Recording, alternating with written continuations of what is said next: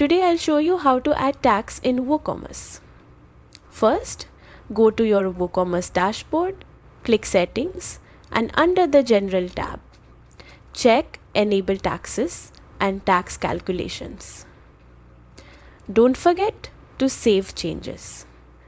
This will make the tax tab appear. Next, click on the tax tab. You'll see tax classes with standard rates being the most common.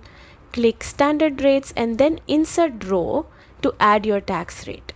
Fill in the country code, optional state code, zip code, and city if needed. Enter the tax rate percentage and give your tax a name for clarity in reports. You can also set priority, choose if it applies to shipping, and decide whether it's a compound tax. Finally, save your changes.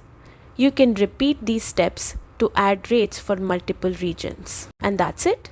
Your WooCommerce store now calculates taxes correctly, keeping your checkout accurate and compliant.